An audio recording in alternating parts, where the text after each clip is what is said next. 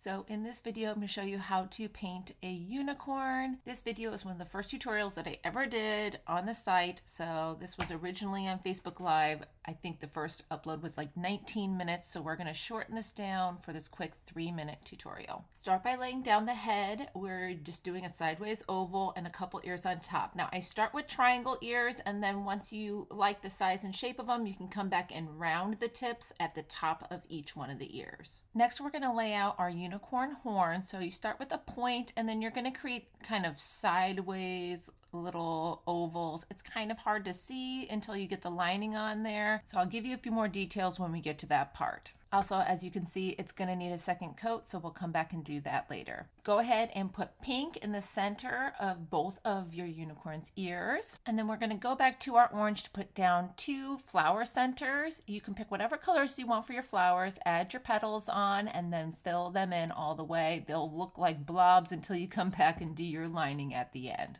Now we're on to the hair. So I like to give a point where my wavy line is aiming for. It just makes it easier.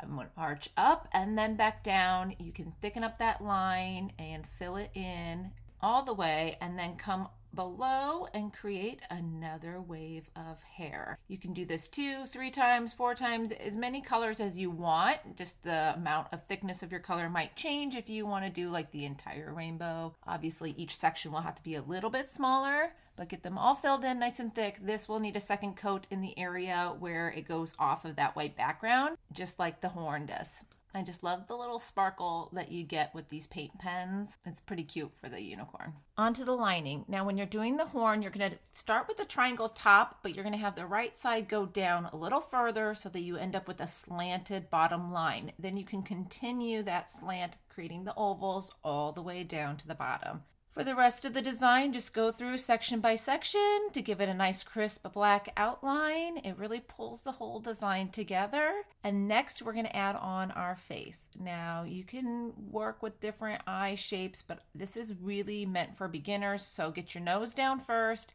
and then you're going to create your closed eyes. I like the inside line to be right above those nostrils, and then we come back and add in our cute little eyelashes. We have dressed our unicorn up so many different ways over the years, so I'm going to leave that playlist here for you. Final touches, second coats, crisp up lines, that's all you need to do and you're done. I hope you enjoyed the tutorial.